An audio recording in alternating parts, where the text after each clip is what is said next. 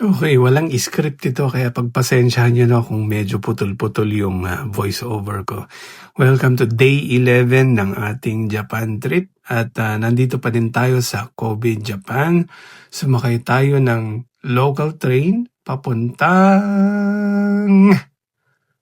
Roko Station. Ayan, kasi sabi nila sa Roko daw merong tinatawag na Kobe's best kept secret. Secret nga naman talaga 'to. Ang ganda ng train, 'di ba, kulay red.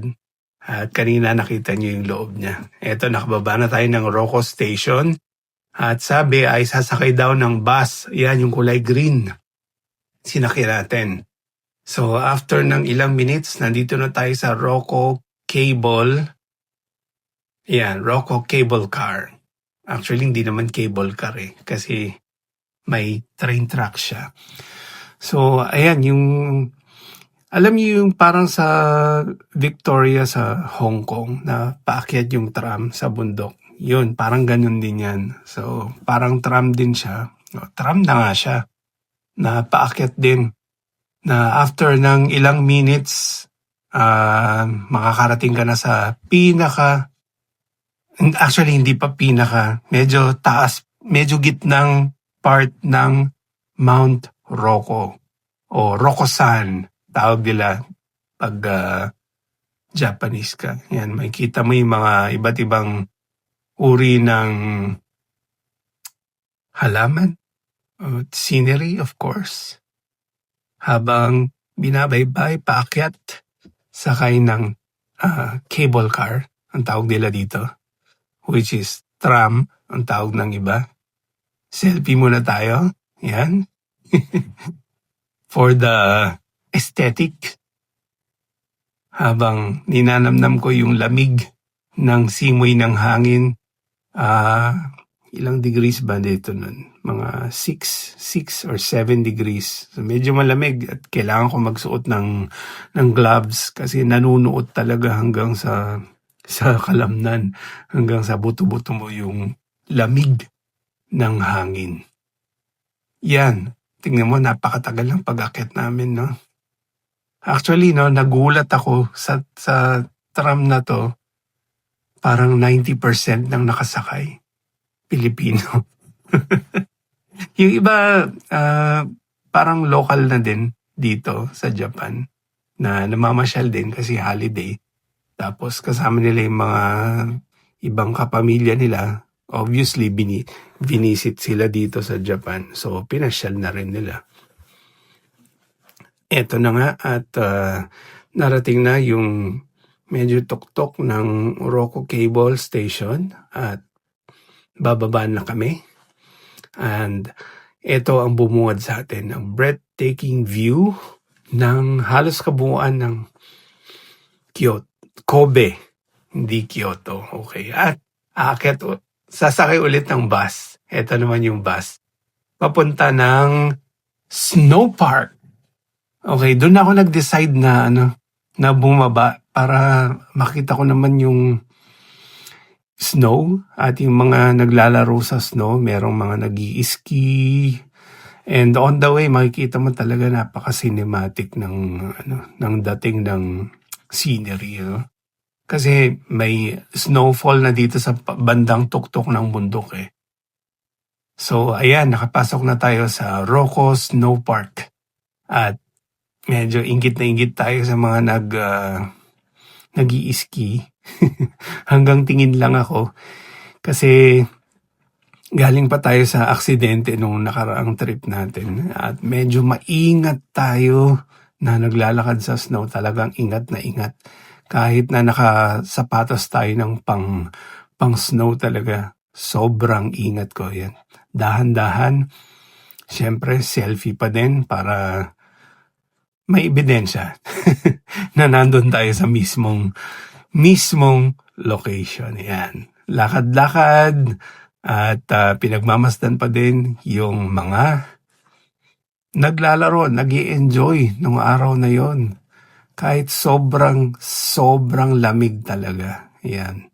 Medyo may natumba pang bata. Bata ba yun? Oo yata. Bata nga.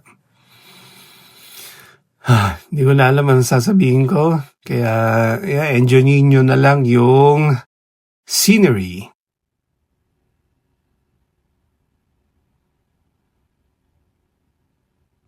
At nakiselfie ulit. At napawaw kung gaano kaganda yung paligid. Na sana wini-wish mo, wow, sana may ganito sa Pilipinas, di ba? Ito yung medyo may mga padded na dadaanan para hindi ka talaga matudulas. Kumbaga, cautious din sila na may nadudulas or may madulas man, at least, di ba? Ito yung ibang part ng Roco Snow Park. Doon sa Bandaron, yung may white-white na yon. Siyempre, snow pa din yon. Karamihan naman doon mga bata.